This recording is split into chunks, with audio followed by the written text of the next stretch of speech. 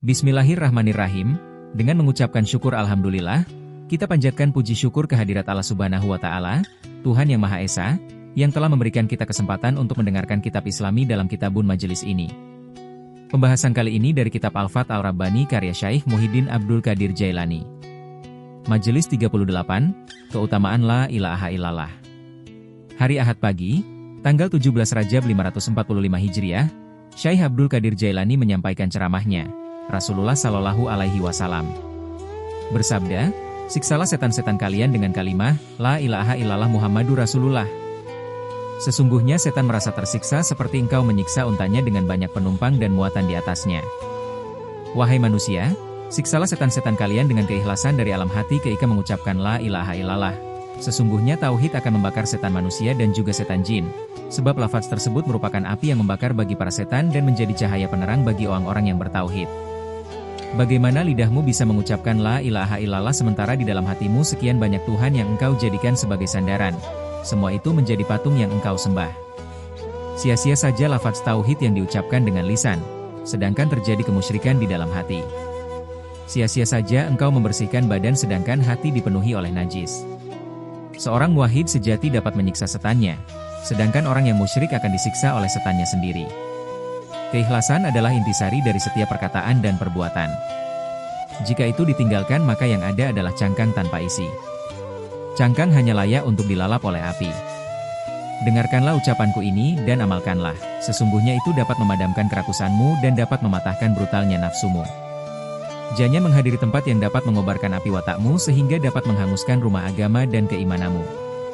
Jangan mendatangi tempat-tempat yang mengakibatkan kelakuan keji hawa nafsu dan setan, karena itu dapat menghilangkan agama, keimanan dan keyakinanmu. Jangan dengarkan omongan orang-orang munafik yang berbohong dan berpura-pura. Perilaku seseorang dapat dipengaruhi oleh omongan dusta dan pembuat kekacauan, seperti halnya adonan roti yang kadang menimbulkan sakit perut bagi orang yang memakannya. Ilmu itu dapat diambil dari lisan para ulama, bukan dari lembaran-lembaran saja. Mereka adalah orang-orang yang dipilih Allah, mereka bertakwa dan meninggalkan larangan, mereka adalah para pewaris Nabi. Mereka adalah orang-orang yang marifat, berilmu, beramal dan ikhlas dalam amalnya. Kewalian itu bagi orang-orang bertakwa di dunia dan di akhirat. Allah Subhanahu wa Ta'ala mencintai hamba-hambanya yang bertakwa, yang berbuat baik dan yang bersabar.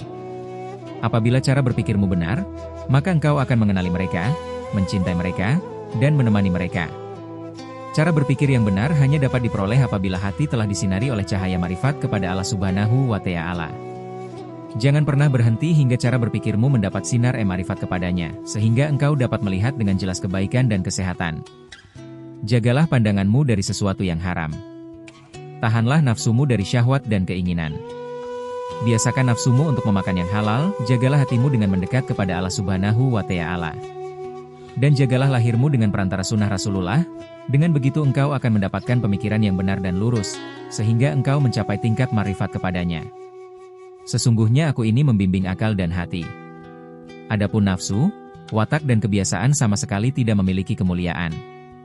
Wahai muridku, tuntutlah ilmu dan ikhlaslah, hingga engkau dapat memurnikan diri dari duri-duri kemunafikan dan jeratannya. Carilah ilmu karena Allah Subhanahu wa Ta'ala, bukan karena dunia ataupun makhluk. Tanda bahwa engkau mencari ilmu karena Allah adalah rasa takutmu kepadanya ketika datang perintah dan larangan.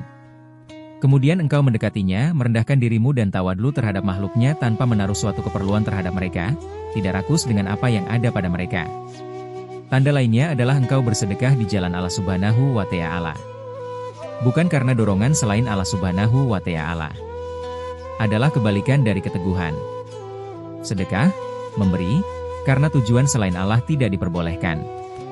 Rasulullah Shallallahu Alaihi Wasallam bersabda, keimanan itu memiliki dua wajah, yang pertama adalah sikap sabar dan yang kedua berupa syukur. Apabila engkau tidak bersabar atas ujian dan tidak bersyukur atas nikmat maka engkau tidak termasuk seorang mukmin. Hakikat dari Islam adalah kepasrahan diri. Ya Allah, hidupkan hati kami dengan sikap tawakal kepada MU, ketaatan dan zikir kepada MU, dengan penerimaan dan tauhid kepada MU. Seandainya tidak ada orang-orang yang dalam hatinya memiliki sifat seperti itu, niscaya kalian akan binasa, sebab Allah Subhanahu wa Ta'ala mengangkat siksanya karena doa yang mereka panjatkan. Kenabian telah diangkat dari bumi, Akan tetapi makna kenabian tersebut tetap berlaku hingga datangnya hari kiamat. Bahkan di bumi senantiasa ada sekitar 40 orang wali, yang secara maknawi menggantikan fungsi para nabi. Hati mereka seperti hati nabi, mereka menjadi Khalifatullah dan pengganti para rasul di muka bumi. 2 orang murid telah berdiri untuk menggantikan 2 orang guru. Oleh karena itu Rasulullah Shallallahu Alaihi Wasallam bersabda, para ulama adalah pewaris para nabi. Hadis riwayat Tirmidzi, artinya mereka mewarisi hafalan, amalan, ucapan, dan perbuatan. Ucapan tanpa perbuatan tidak ada nilainya, sebagaimana pengakuan tanpa bukti adalah omong kosong. Wahai muridku, aku telah menjelaskan kepadamu agar engkau mengikuti Al-Quran dan Sunnah Rasulullah Shallallahu Alaihi Wasallam, serta mengamalkannya dengan penuh keikhlasan. Aku melihat bahwa ulama dari kalian termasuk orang yang bodoh, orang zuhud dari kalian masih mencari dunia, mencintainya dan masih menggantungkan diri kepada makhluk, lupa kepada Allah dan itu menyebabkan seseorang menjadi terkutuk. Rasulullah Shallallahu Alaihi Wasallam bersabda, terkutuklah, sungguh terkutuk orang yang kepercayaannya diberikan kepada manusia. Beliau juga bersabda, barang siapa yang mengharapkan kemuliaan dengan makhluk, sungguh dia adalah orang yang hina. Apabila engkau melepaskan diri dari makhluk, maka engkau akan bersama Sang Khalik. Dia akan memberitahukanmu, mana yang menjadi hakmu dan mana yang menjadi kewajibanmu. Dia akan memisahkan mana kepunyaanmu dan kepunyaan orang lain. Hendaklah engkau mempunyai sikap teguh, tetaplah berdiri di depan pintunya. Lepaskan sebab akibat dari dalam hatimu. Kebaikan akan segera engkau lihat, cepat ataupun lambat. Semua itu tidak akan terwujud sempurna selama di dalam hatimu masih bersemayam makhluknya, sifat riya, dan segala sesuatu selain Allah Subhanahu wa Ta'ala. Jangan ada setitik pun dari selain Dia. Tidak ada kesabaran berarti tidak ada agama dalam dirimu, dan tidak ada kepala bagi iman di dalam hatimu. Rasulullah Shallallahu Alaihi Wasallam bersabda, kesabaran dalam keimanan itu ibarat kepala pada jasad. Arti dari sabar adalah engkau tidak mengadu kepada seorang pun, tidak menggantungkan diri kepada sebab akibat, dan tidak menyukai hilangnya ujian. Apabila seorang hamba tawadlu terhadap Allah Subhanahu wa Ta'ala, dalam keadaan fakir, menerima dan bersabar atas segala kehendaknya, menjaga sifat-sifat kemuliaan, tidak menampakkan kesedihan serta rajin beribadah dan bekerja, maka Allah Subhanahu wa Ta'ala akan memandangnya dengan pandangan rahmat. Allah Subhanahu wa Ta'ala akan menjadikan ia dan keluarganya berkecukupan dengan jalan yang tidak disangka-sangka. Allah Subhanahu wa Ta'ala berfirman, barang siapa yang bertakwa kepada Allah, maka Allah akan mengadakan jalan keluar baginya, dan memberinya rizki dengan jalan yang tidak disangka-sangka. At-Talaq 23. Engkau seperti berbekam, yaitu mengeluarkan penyakit orang lain, sedangkan di dalam dirimu bersarang penyakit yang tidak dapat engkau keluarkan sendiri. Aku melihat dirimu bertambah ilmu secara lahir, tetapi di dalam batinmu engkau semakin bodoh saja. Dalam kitab Taurat dituliskan, barang siapa yang bertambah ilmu, hendaklah bertambah rasa takutnya, yakni takut kepada Allah Subhanahu wa Ta'ala, merendahkan diri, serta beribadah kepadanya. Apabila engkau belum mempunyai ilmu maka belajarlah. Apabila tidak mempunyai ilmu, amal, dan ikhlas, adab serta prasangka baik terhadap guru, bagaimana mungkin kamu bisa mendapatkan ilmu? Kamu hanya menginginkan dunia dengan segala kehancurannya, sebentar lagi akan engkau tinggalkan. Di manakah posisimu di antara para wali itu? Mereka hanya memiliki satu cita-cita, yaitu berdekatan dengan Allah Subhanahu wa Ta'ala melalui batin mereka, sebagaimana mereka mendekat dengan lahirnya. Hati mereka terpesona sebagaimana anggota badan mereka. Sehingga apabila keadaan mereka telah sempurna, maka keinginan mereka akan tercukupi, yang tinggal di dalam hati mereka hanya satu cita-cita, yaitu mencari Allah Subhanahu wa Ta'ala, dekat dengannya dan dicintai olehnya. Diceritakan bahwa ketika Bani Israel sedang ditimpa paceklik yang sangat dahsyat, mereka mengadu kepada Nabi mereka seraya berkata, beritahukan kami apa yang dirihai oleh Tuhan, sehingga dapat kami lakukan untuk mengangkat musibah ini dari kami. Kemudian Nabi mereka bertanya kepada Tuhan, lalu Allah Subhanahu wa Ta'ala memberikan wahyu kepadanya, katakanlah kepada mereka, apabila kalian menginginkan keridhaanku, berbuat baiklah kepada orang-orang miskin. Apabila kalian telah berbuat baik kepada orang-orang miskin maka aku akan berbuat baik kepada kalian. Kami akan ridha kepadamu. Jika kalian menyengsarakan mereka, maka aku akan murka kepada kalian. Wahai orang-orang yang berakal, engkau selalu menyengsarakan orang-orang miskin, padahal engkau mengharapkan keridhaan darinya.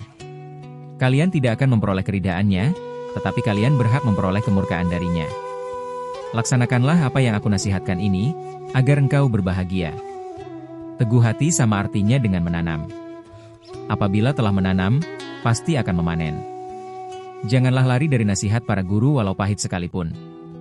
Aku tidak pernah lari dari nasihat para guru, aku diam dan tidak mempedulikan ujian. Saat mereka mengujiku, maka aku bersabar, sedangkan kalian tidak bisa bertahan dengan nasihat-nasihat mereka. Padahal engkau berharap dapat memetik hasilnya. Sungguh engkau tidak akan berhasil dan tidak akan ada kemuliaan bagimu sehingga engkau sanggup menerima takdirmu dan sampai engkau mau menemani para guru dengan menghilangkan prasangka buruk terhadap mereka, engkau harus setia mengikuti mereka dalam setiap keadaan. Dengan begitu maka kebahagiaan dunia dan akhirat akan menghampirimu. Pahamilah apa yang aku katakan, lalu amalkanlah. Pemahaman tanpa pengamalan tidak berarti apa-apa, demikian juga amal tanpa keikhlasan. Hilangkanlah sifat rakus, perhatikan saja hurufnya terdiri dari yang kosong, baca, berlubang. Dalam bahasa Arab rakus disebut hama, yang terdiri dari tamim dan ain yang semuanya berlubang. Pen, orang awan tidak akan menyadari kepuraanmu, tetapi orang yang arif mengetahuinya dan ia akan mengabarkan kepada mereka yang awam sehingga mereka akan waspadaimu. Apabila engkau bersabar bersama Allah Subhanahu wa Ta'ala, maka dengan kelembutannya, Dia akan memperlihatkan hal-hal gaib kepadamu. Perhatikanlah apa yang terjadi kepada Nabi Yusuf alaihi salam. Dia bersabar dalam menghadapi berbagai ujian, disiksa, dijadikan hamba, dipenjara, dan dihina. Ia tetap menerima apa yang diberlakukan Tuhan kepada dirinya, sehingga dia mampu bertahan dan akhirnya berbahagia dengan menjadi raja. Keadaan menjadi berbalik, kehinaan menjadi kemuliaan, kematian menjadi kehidupan. Demikian juga dengan dirimu. Apabila engkau mengikuti syariat dan sabar bersama Allah Subhanahu wa Ta'ala, takut dan berharap kepadanya, engkau mengingkari keinginan hawa nafsu dan keinginan setan. Maka engkau akan berpindah dari keadaan yang engkau alami saat ini, kepada derajat yang lebih tinggi, dari sesuatu yang tidak engkau sukai kepada keadaan yang engkau cintai. Berjuanglah dan bersungguh-sungguhlah, tanpa itu engkau tidak akan berhasil. Engkau harus berusaha untuk meraih kebaikan dengan tanganmu sendiri. Barang siapa yang berusaha maka dia akan mendapatkan hasil. Berusahalah memakan makanan yang halal, karena itu akan menyinari hatimu, dan akan mengeluarkanmu dari kegelapan. Akal yang paling bermanfaat adalah yang membawamu kepada ma'rifat terhadap Allah Subhanahu wa Ta'ala. Mengenal nikmat-nikmatnya sehingga engkau mau bersyukur dan mengakui betapa berharganya nikmat tersebut. Wahai muridku, barang siapa yang telah mengetahui dengan sepenuh keyakinannya bahwa Allah Subhanahu wa Ta'ala telah menetapkan bagian untuk segala sesuatu, maka dia tidak akan susah-susah mengejarnya. Dia tidak akan minta mempercepat ataupun memperlambat bagiannya, apalagi merebut bagian yang menjadi hak orang lain. Dia akan sibuk untuk berzikir kepadanya, perilakunya menjadi tenang, diam, beradab, dan tidak berpaling. Dia tidak mengadukan dirinya kepada makhluk. Menaruh harap dengan hati kepada makhluk itu berarti meminta dengan lidah, pada hakikatnya adalah sama. Celakalah engkau! Engkau tidak malu meminta kepada selain Allah Subhanahu wa Ta'ala. Engkau meminta kepada makhluk, padahal hakikatnya engkau tidak membutuhkan mereka. Pada dirimu terdapat gudang yang tersimpan, mengapa engkau harus berebut makan dengan orang-orang fakir? Saat engkau mati, engkau akan malu karena apa yang engkau sembunyikan akan terlihat, dari setiap arah akan menyerangmu dengan kutukan. Apabila engkau menggunakan akalmu, maka engkau akan berusaha untuk mendapatkan keimanan walau sekecil biji zarah pun, yaitu untuk bekal bertemu dengan Al-Haq Azza wa Jalla. Engkau akan menemani orang-orang yang syali dengan penuh adab dan sopan santun, baik dalam ucapan maupun perbuatan. Apabila keimanan dan keyakinanmu telah sempurna, Allah akan memurnikanmu untuknya, mendidik perangaimu, serta memerintahkan dan melarangmu langsung dari hatimu. Wahai penyembah berhala yang ria, sedikitpun engkau tidak akan dapat mencium bau kedekatan dengan Allah Subhanahu wa Ta'ala, di dunia maupun di akhirat. Wahai orang yang menyekutukan Tuhan dengan makhluk, berpalinglah engkau dari mereka. Mereka tidak akan dapat memberikan manfaat ataupun mendatangkan bahaya, tidak bisa memberi ataupun menahan. Jangan mengaku bahwa dirimu telah mentauhidkan Allah Subhanahu wa Ta'ala, padahal kemusyrikan masih bercokol di dalam hatimu. Selama masih demikian, maka selamanya engkau tidak akan mendapatkan apapun.